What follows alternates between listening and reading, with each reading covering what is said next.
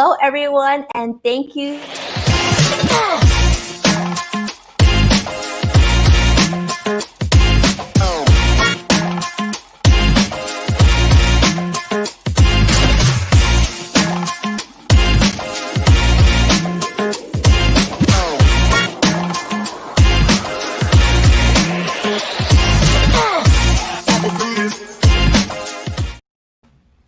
Well, hello everyone, and happy Thursday to you. It is wonderful to be here with you. I hope wherever you're joining us from that you are having a great day. As you know, I am Winnie's son, your host on today's show, and we are streaming live on Facebook, LinkedIn, Twitter, and YouTube, and we'll be monitoring your comments throughout the show. So thank you so much in advance for tuning in. First off, we're going to start with a quick market report. And the Dow Jones today, unfortunately, closed down 47 points. But the NASDAQ actually gave us a bright light today. We went up 118 points as we continue to see strength in a lot of the familiar tech names that you're used to seeing.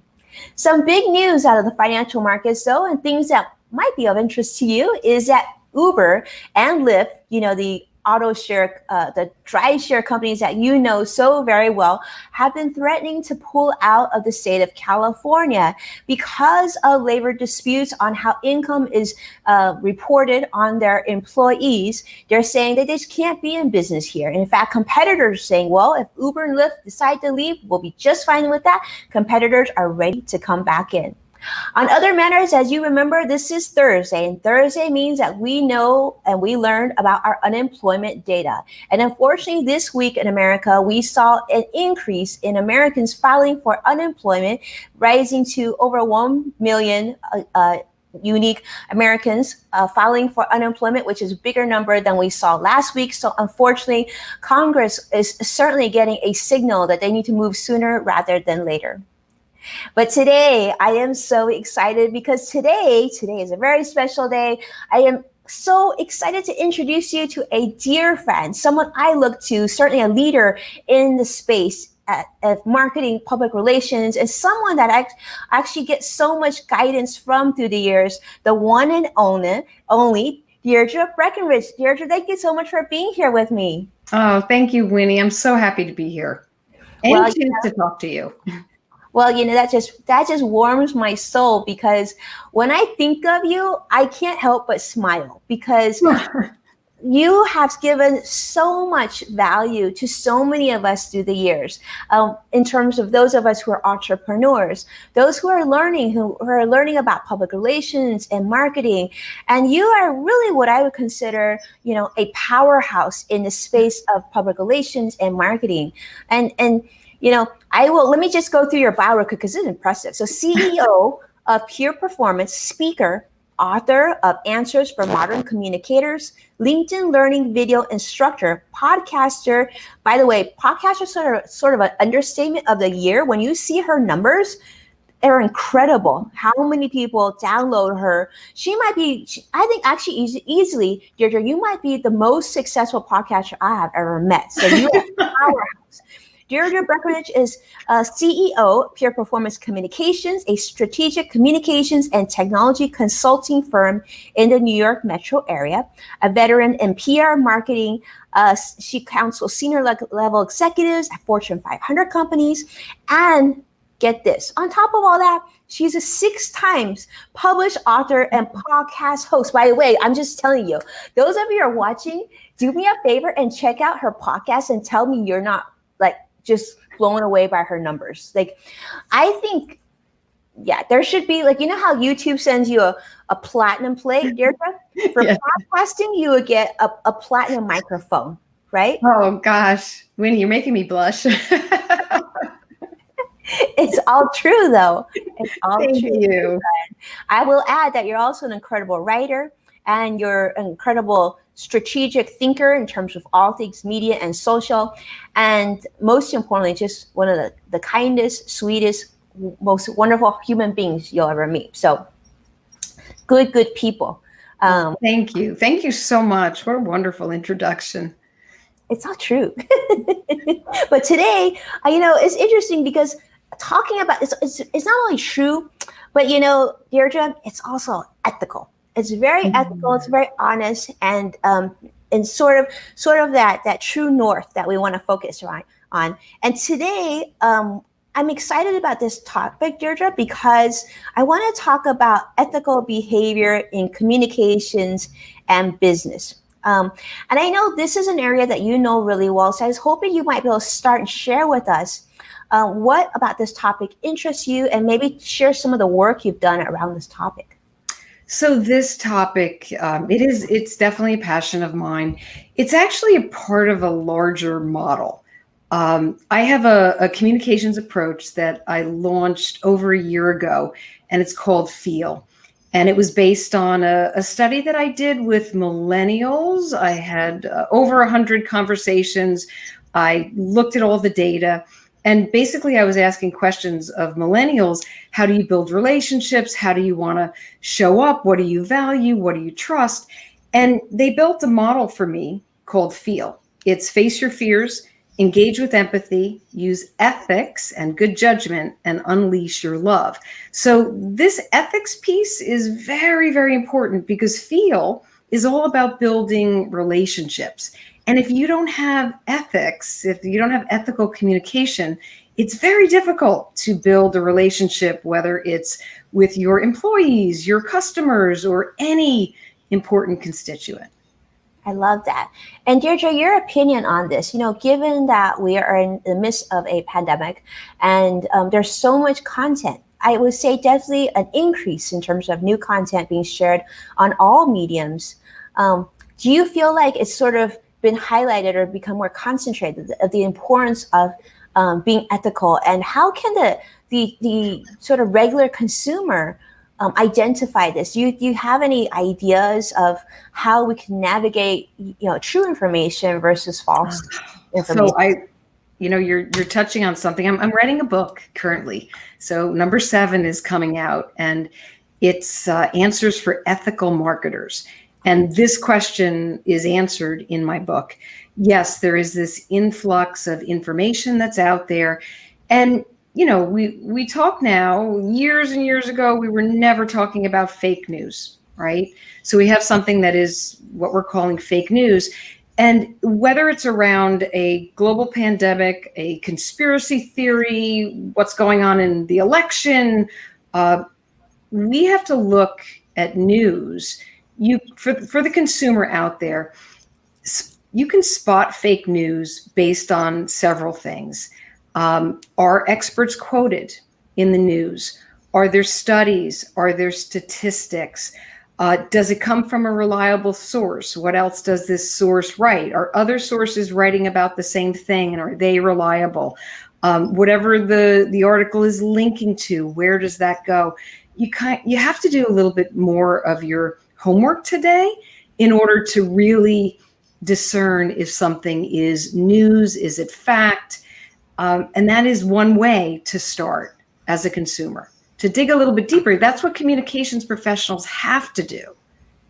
I love that. Deirdre, I guess when you're saying all this and sharing this with me, I'm thinking in the back of my mind, I'm like, that's a business opportunity. If there's a company out there that can do the digging and linking and sort of, give us sort of a truth score to media, that would be powerful, right? If there was a company out there that could say, based on how many links, based on this person's credentials, maybe their degrees, their PhD, the scientific papers they've shared previously, therefore we think that this truth score is, I don't know, like Deirdre Breakenridge, she wrote a truth score. Truth score is probably, 99. Someone who's up and coming, maybe doesn't have that much, maybe ranks at 46. It'll give us sort of a guide. I think that would be a really great business decision if you're watching. Maybe a business idea. Deirdre, see, this is really interesting. I think when I hear you talk about this, you realize how important this is. But so many times, the average reader consuming this content, or listener, in the case of like your podcast, for example, right, they might not do this much due diligence, right? They might take things more at face value. What do you think about that? True. So that is, you're keying into something really important, Winnie. Especially when you're on social media. Just want to point out to everybody that when you're on social media, let's just take Facebook, it is a bit of an echo chamber. So whatever you have as your own confirmation bias around a topic, a subject, you're looking at things, Facebook continues to serve up more of that to you. So that echo chamber just makes you feel really good about what you're seeing. And it makes it almost harder to step back and say, is this real? Is this just what I want to see? I think that, what I try to do is always look across different media, look at different perspectives, be open, question things more. There's all different opinions, and we all have our own bias. It's almost built in. And there are apps, actually. I find one app, it's called Smart News, that serves you what you like to read, but serves you the opposite as well. And that kind of keeps you on your toes a little bit so you know what's out there. Oh, that's interesting, because I have Smart News on my phone. I never knew that that's what they did. Yeah, my Smart News, and I don't remember setting it up in any special way other than what I wanted to read, but I noticed that it gives me what I like and the polar opposite of what I might gravitate toward. Let's just put it that way, which is good. That's really good, because I always want to be open and to be able to question and to learn. And that's one of the things that, when you're talking about ethics and decision making, right? If you're a business leader, a communications professional, and you want to make the right decision, you kind of have to be more open, and you have to be emotionally intelligent, because if you are emotionally under pressure, what kind of a decision are you going to be able to make? If you don't have a handle on your own emotions, you can't manage the emotions of others. And that's going to get you into a real conundrum if you're trying to make some decision that affects others. Right. Again, I think I'm getting so many aha moments here, because again, like you talked about, if you were in a vacuum and you were receiving this news on Facebook, which many of us receive our news off Facebook or Twitter, again, if there was just some truth score so that we could help, because I do think that we need some sort of scale, right? So we hear that, and I don't know about you, but I never heard so much about fake news until this year. Oh my gosh, yes. I mean, it's escalating. There are, I think there's PolitiFacts when it comes to politics and news. They do score and or call out what is real, where there is bias. I think, I want to say Snopes is a site that also looks at some of the news articles, but as far as businesses and what they're putting out in their own blog posts, or what communicators are writing out there, or, I mean, there's a lot that's not being covered, to your point, Winnie. And I agree with you. I think that this day and age too, Deirdre, you have found as well. I mean, remember back in the day, you would be a true journalist and you would write for the such and such Times, right? Or the such and such newspaper. And you would be a true journalist, that you have your credentials. And this is literally your job, is to report accurate, unbiased, factual, well-documented, well-researched information. But now that's changed. You have so many citizen journalists who may not have the same business writing ethical standards that traditional journalists have. And I don't think that's necessarily a bad or good thing. It is what it is. I think the world is evolving. There's definitely more of a different playing field. And I talk to my clients. Many of my clients are well-renowned, Pulitzer Prize winning journalists. And they're like, Winnie, I used to have to fact check on top of fact check. Now people are just writing it, and it goes out there. And I said, you know what? But notice that they've also had to start writing in a different style, because blogging is more popular and easier to read, right, than traditional journalist style. So you can't really fight the wave. You just have to try and make the wave. Go with the wave. So what do we do, Deirdre? Like, what do you think, as someone who's in this? How do you make sure that you keep those ethical standards across the board? Is there a way? Yeah. So here's the thing. Ethics are a personal choice. whether, if you're a journalist, you are looking at a code of ethics as a journalist, and, you will, there's several sources you want to go through. You are looking much more closely. You're never sharing anything that isn't yours. You're always the benefit of all parties involved. But you're right, Winnie, because you stated that bloggers and citizen journalists don't necessarily have to subscribe to that. It is more opinion-based than fact-based. I think it's an educational process. I think we should never pretend to be what we're not. I think there's a difference between some news people on TV who actually are journalists and who have risen through the ranks, and then there are show hosts and entertainers. And it's up to, I don't know if they're ever going to say who they are exactly, but as a consumer, you do want to be informed, and it might be taken upon the consumer to almost know who it is that you're listening to and dig a little bit deeper in that respect. So I'm a blogger, but I certainly would never claim to be a journalist. And a lot of my writing, I will state outside sources or if I've done my own research, but people know it's also my opinions, it's my experience, it's my journey. And I do make that clear, and I hope that others would do the same. But being a consumer, I think we kind of have to look out for ourselves these days to make sure. I agree with that wholeheartedly. And I would actually give the flip side too, because as a financial advisor who's worked with clients now for 20 years, oftentimes I'll read content that financial journalists or financial bloggers will write about. And I'm like, I'm reading this and I'm appreciating that they wrote about it, but this is not the same as if you actually worked with clients for 20 years. You would know that your advice isn't completely accurate for everybody that you're actually sharing this knowledge with. And so I guess, I think what you said was so true about having that sort of personal North Star of knowing, like, you need to, whatever you do, whichever side you sit on of the table, to sort of commit to your own basis of ethical standards. The great thing about contributing for Forbes, which I love, and I know you do too, I love in that Forbes is very strict.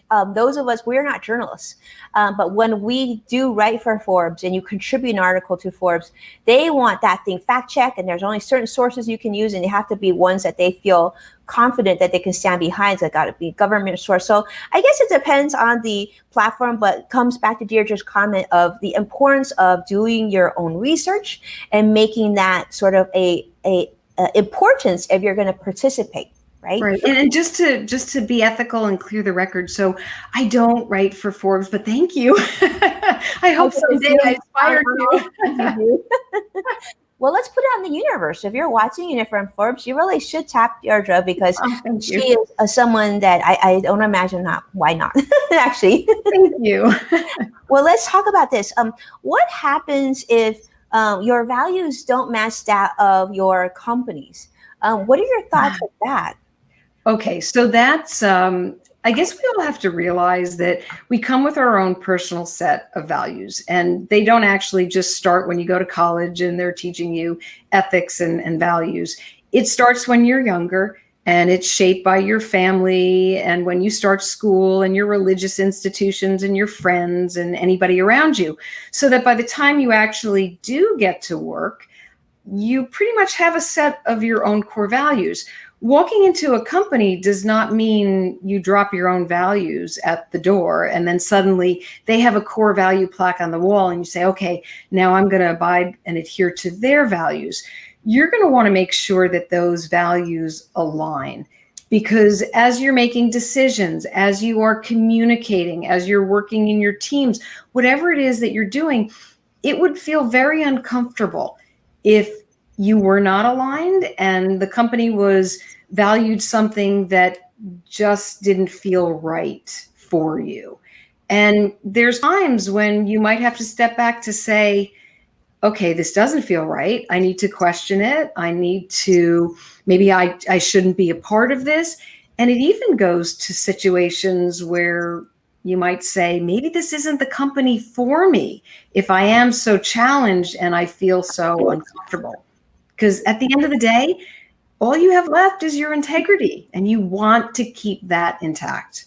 I love that. We all want to. And I hope more people who are watching will embrace this. We all want to keep our integrity intact. It's so easy to ruin your reputation in a nanosecond, but it might seem difficult, but it actually is so important, especially if you're in business, especially if you run a company, that you protect your reputation.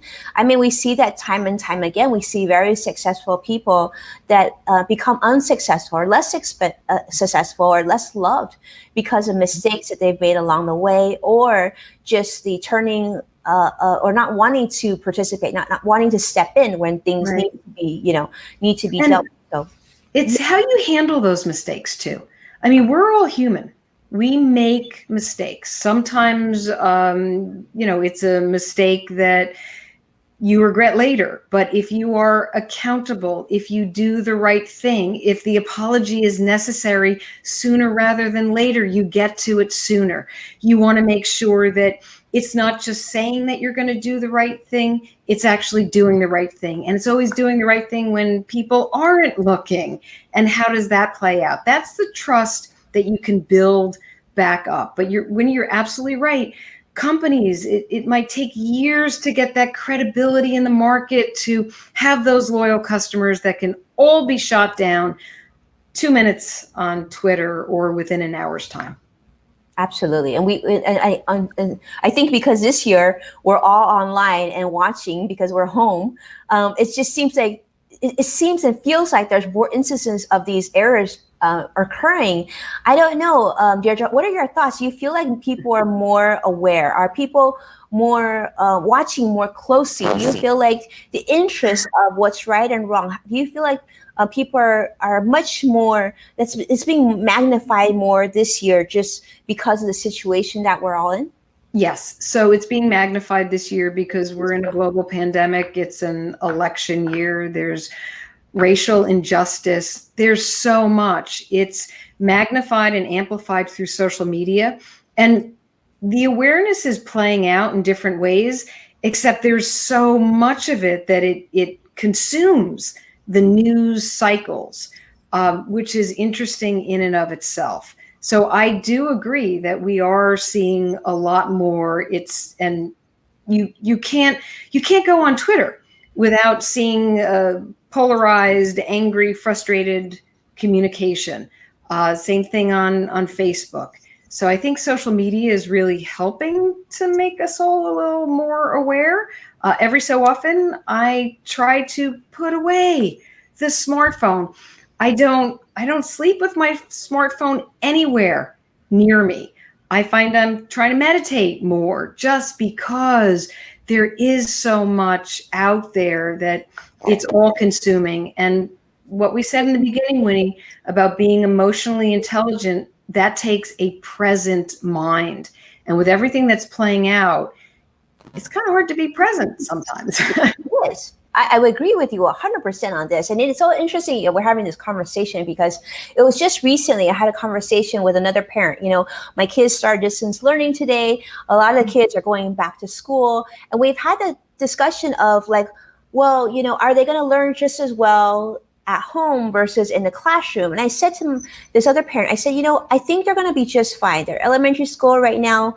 They're going to be fine. But what I'm more concerned about is the emotional intelligence of our children, and also knowing what's right versus wrong, and giving them the confidence to feel whole, right? I do think sometimes when you're seeing fake news and you're seeing people lash out and you're seeing trolling, oftentimes that's a reflection of insecurity, jealousy, and other maybe less stable feelings. So I do think there needs to be more emphasis, I do think, on emotional intelligence. I'm really glad that you mentioned that.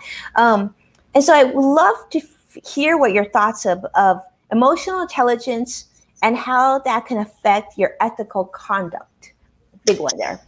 Yeah. So if you are not emotionally intelligent, then basically you don't have a handle on anything that's going on with your own emotions. So if your emotions are running amok, that is the opposite of being present and clear-minded. It's the opposite of the ability to hit the pause button when so much is playing out all around your world, and you are more likely to make a rash decision, to make a poor decision, to not take in different perspectives, or to be understanding of other people and what they're going through. Because, if you're not emotionally intelligent, you don't have a handle on your own, you certainly can't key into what anyone else is thinking or feeling. There's no empathy. You don't have the ability to be empathetic. And I think, Winnie, that's what you were addressing with children, and having them feel whole and a sense of confidence. There's empathy, there's compassion, there's understanding, and ways that parents and teachers and together you have to learn early caring and kindness.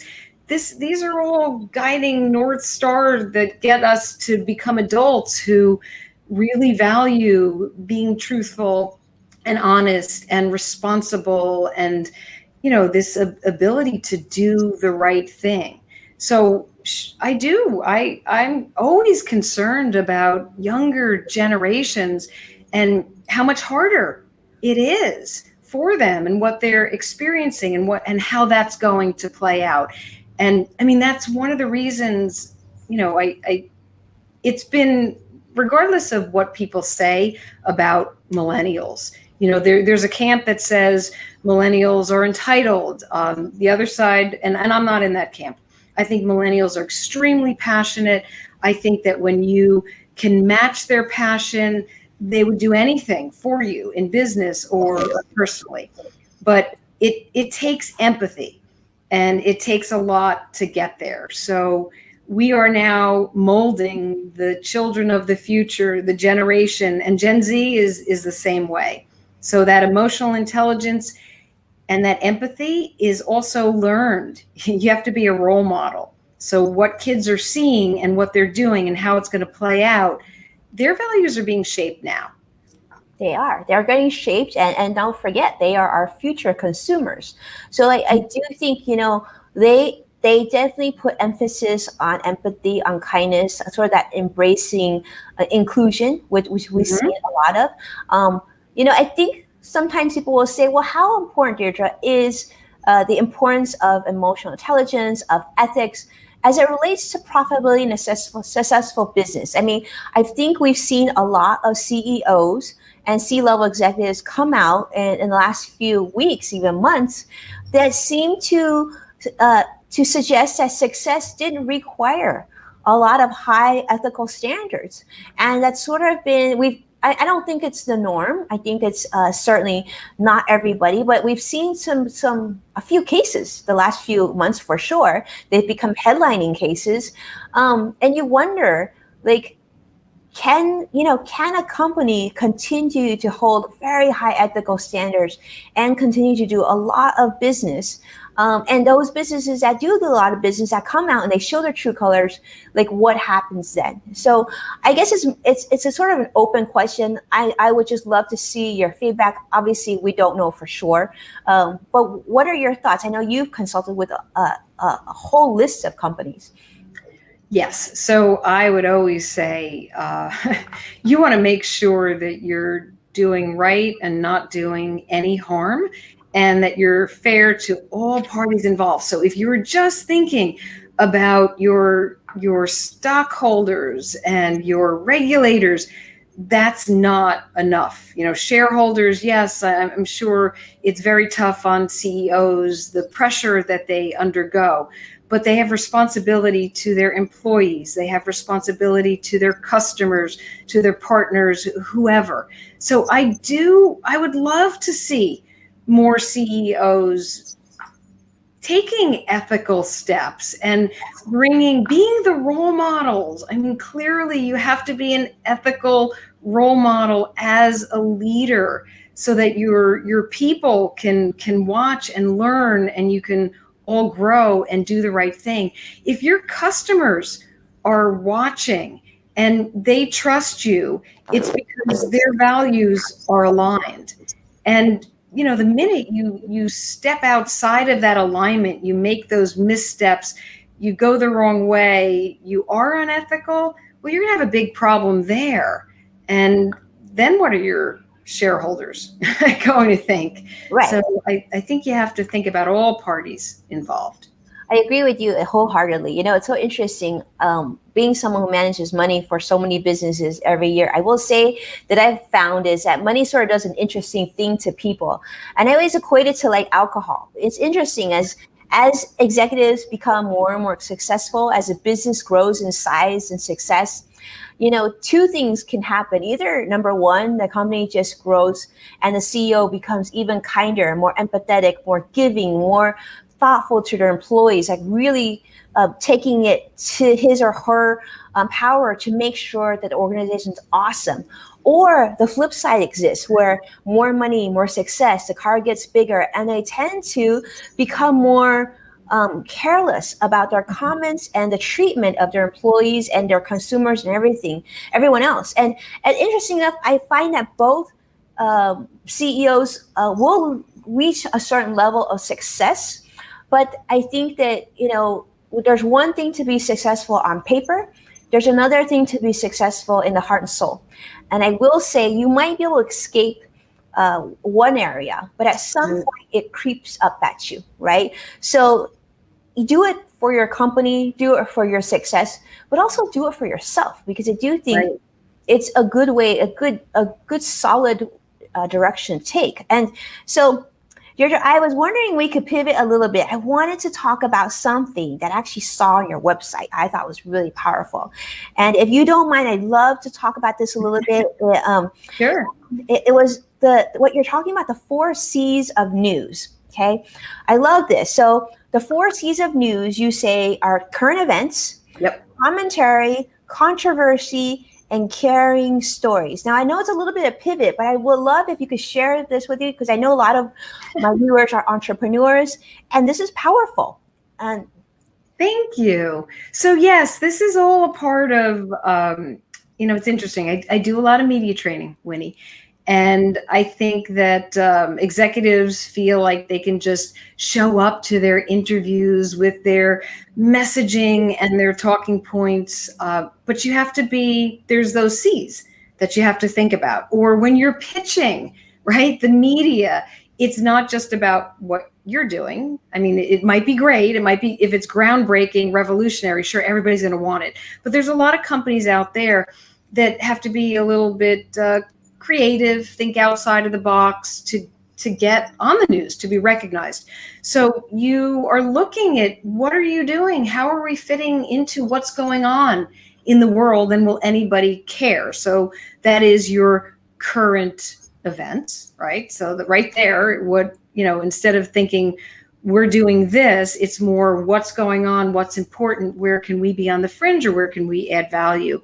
The commentary is always, sometimes it's to offer yourself as that expert who can speak to certain subjects, and that you have the controversy comes in a different take on it. Now, when I say controversy, I don't necessarily mean like you have to stir it up and go to a point of exaggeration, hyperbole, or go in a direction that completely is going to harm people. It's more taking a contrarian viewpoint. It's coming at it from a different angle. And then the caring stories, this goes to the empathy, there's things going on all around us. What's the good that companies are doing? The real good, not the buy our products and we'll give a proceeds to some charity. But what's going on in your company that you're really proud about, that fits into a global pandemic right now? I remember for example, during Hurricane Sandy, I lived in New Jersey, and I think it was Duracell that set up charging stations just because they wanted to help, because we were without power for 2 weeks in New Jersey. So I think that's where caring, and whatever your product is or whatever you do, you're making a difference. I love that. Because even like just in the last 2 weeks, I've had 3 people ask me or put it on a direct message saying, "Do you know of a good publicist?" And usually the question that I'll ask back is I'll say, "What is it that you're hoping? What are you hoping to share? What's your value?" And a lot of people just assume that a publicist is sort of like a fairy godmother, push, push, and you're on the media, and you're going to be on the Today Show, and you're going to be on CNN, you're going to be on everything. And I always say, you actually have to do a lot of homework prior to working with a publicist to making sure that this relationship is successful. And I do think the 4 C's are powerful in that way, getting you to think about it's. Oftentimes an entrepreneur will say, well, it's because I have this company and we do this and it's groundbreaking and nobody in the whole world has ever seen, talked about, you've gotten the messages too. And you'll have to say,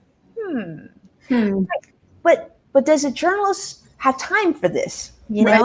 So I do think it's great if you break it down to the 4 main C's. I would say those of you who are entrepreneurs who are watching us right now and wanting to get more media for your company, or if yourselves, and because like you mentioned earlier, you said, well, I have something strong to share. I'm a highly ethical business and I'm really serving a very important community need. Serving, I like that. Service leadership. Right. Servant leadership. I love that. I do think we need more of servant leadership. And in fact, I'll share with you, Deirdre, because I was actually going to call you offline and ask you about this anyway, since we're on a show and we're good friends, we'll talk about it now. Someone actually yesterday reached out to me, Deirdre, and she said, Winnie, I feel like you're giving out too much of financial information online for free. You need to stop doing that. You need to start selling that information instead of giving it out every day like you do. It's great information, but you need to stop giving out for free. And I thought to myself, like, that's interesting. I didn't think I needed to charge for that, but you feel like I should be charged for that. I should be paid for that. And then she says, I can help you with that. And I found that to be disappointing because, Deirdre, like you have mentioned, especially right now during the pandemic, I think we should embrace the fact that every single one of us is struggling in our own ways. Every one of us is, sad or hurting in some way. You might not reflect it, and the other person, and maybe I don't reflect it, but we all are. And that sort of level of human decency is something where we have an opportunity. For those of us who want to make a difference right now, we have an opportunity to make that difference, right? And so I feel like each of us has something to give to the universe. And after 20 years as a financial advisor, I know quite a bit about managing money during a very difficult time. So why not share some of that knowledge along the way? And I know you've done an amazing job with your business, sharing on the podcast regularly and all the books. And so I know I'm just gonna be quiet and let you talk. Yeah, Winnie, I think we're 2 peas in a pod, because I've had people say that to me as well. Like, whoa, you're giving away so much. Why are you doing that? And I guess when I was younger in my career, that bothered me or made me question. And now I just step back and I say, because it feels good. Feels good. Completely agree. To be there. And I don't think it takes away from my business practice at all. The people who come to me for business. It's because I'm giving. Like, you give, I'm a firm believer, you give to the universe gives back to you. So I say to you, Winnie, if you feel good giving, then what should you do? Yeah, you should. I absolutely agree. I do think that more people should do that. I actually told my husband this. I said, you know what? It's so interesting because the financial industry is so used to paying attention to just the bottom line and how it benefits us. And I said, the industry has been around for how long? The stock market has been around for how long? I think if more of us went out and gave financial advice freely, then I think the country would probably be stronger. Less people would be filing for unemployment. Less people would be hurting at home, not knowing how to bring in additional income streams, right? And more people would have an emergency fund because we would have been harping about it like learn early on. They would learn so much more. Yeah. Right. And we would just keep on, there's millions of financial advisors. If all the time we were just saying, save money and put some money, don't spend so much on this and that. And these are some opportunities. And I do think we would be a stronger nation. And I think it starts with one. Sometimes it just starts with that one. And then get it here. Mm-hmm. She made a great point. It's like sow seeds of goodwill. That's what she's saying. And I feel like I love that. You're so eloquent. Get it hair. I'm loving that. And by the way, you have great hair. But I do feel like we need to really embrace this, and especially when you reach a certain level of success that many entrepreneurs have. Think about a unique way. Think about what value you might be able to share out actively right now. And I always think, I've been hearing this a lot, saying that I have more spare time than ever now. And I know, Deirdre, you and I are busier now. I don't know what this means, this spare time. Do you? I don't know. See, it's interesting. It's not spare time because I always fill my time with things I love to do. So sometimes people say, "Oh my gosh, you're always writing, or you're doing your podcast. Don't you ever stop working?" And I'm thinking of it like, no, these are my hobbies. This is my fun time, my spare time. I mean, I do. I love to read and I love to go swimming in my pool. There's lots of things that I'm doing, but I don't know. I don't see it as spare time. I find that all of my time is utilized carefully I'm having fun. I guess that's it. I love that. I love it, having fun. I would just say that I feel the same way as you. I do feel like I'm literally doing my hobby each and every day. I get to do my live stream and talk about money, which actually I would do even if I wasn't. I do feel like there's a lot that we can add to value. Okay, next thing I'm going to do, I want to talk about your blog. And this is really interesting. And I'm going to tell you, before we get too deep in this, I actually read through this and I honestly need to ask permission to borrow some of these concepts because I think that's brilliant. There's a section that you talked about, which was advising, guiding, and tips for listening as you navigate the new normal. This was your post, I believe, in April. And you talk about the 5-5-5 method, or what you're calling the 4-1-1 on advice, guidance, and tips. Now, those of you who are with me, you are going to love this. Get your pen now. Okay, my pen has a little microphone cap on it, and get a notebook and write this down. 5-5-5, so powerful. Deirdre, I'm going to tell you, I might borrow this concept because I thought it was so brilliant. Oh, thank you. It was my way of, I guess I started doing it when we recognized that COVID was not going away and the numbers were going up and people were really having a tough time, and there was probably the stay-home order was in place. So it was my way of, I put it out there. I said the first 5 business professionals who contact me, I would love to give you complimentary consulting, a session. So that was the first 5. The second 5 was my way of uplifting 5 professionals that I just thought were doing outstanding work to elevate others. So that was the second one.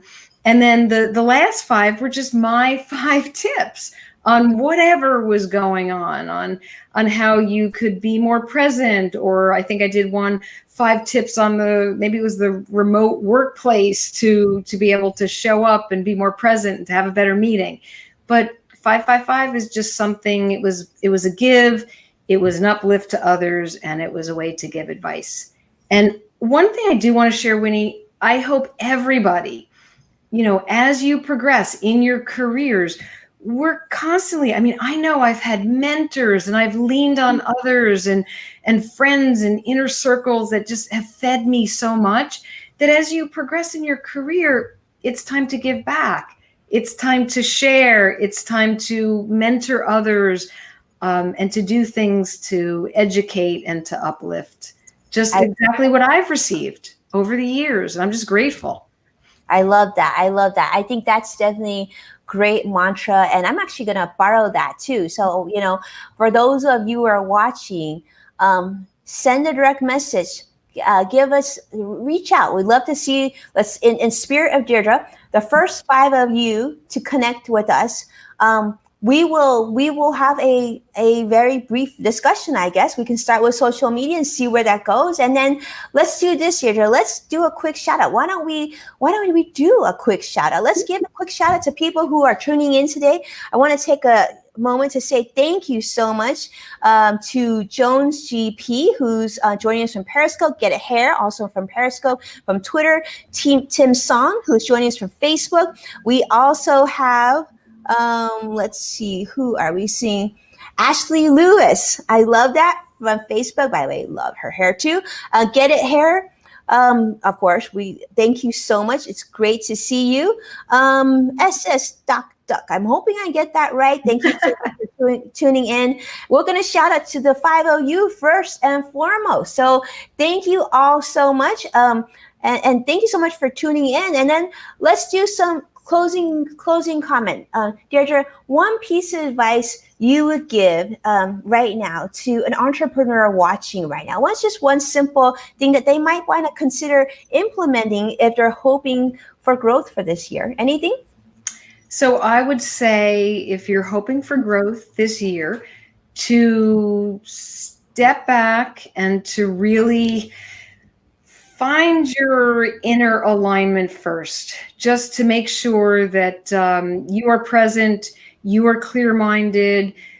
It's a rough world out there, right? And you just want to make sure that as you're going into conversations and as you're dealing with different things that are going on in your business, or even if it's in your personal life, the more that you can align yourself and kind of find your core and to feel good, the better that you're going to be in all of your communications. And of course, I'm going to throw the whole ethics in there, to always trust your inner ethical GPS in your communication and your interactions.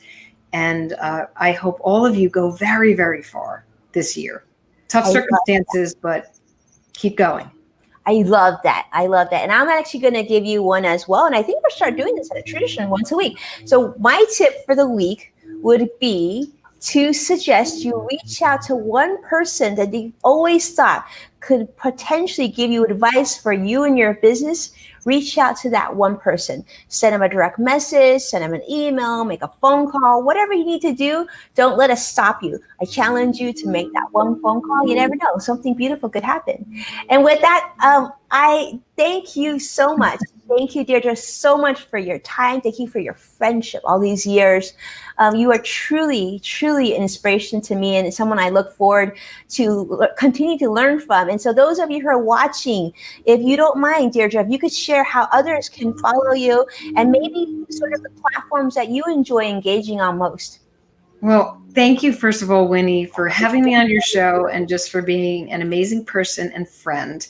And you are an inspiration. Where you can find me. So I'm always on Twitter. I'm at Deirdre Breakenridge. And please connect with me on LinkedIn. I'm also a LinkedIn learning instructor there. You can go to my website, DeirdreBreakenridge.com, and you'll learn all about me. My blog is there. You can see some of the books that I've written and some of the DIY resources. And if you want, feel free to email me. I'm Deirdre at pureperformancecom with 2 M's.com.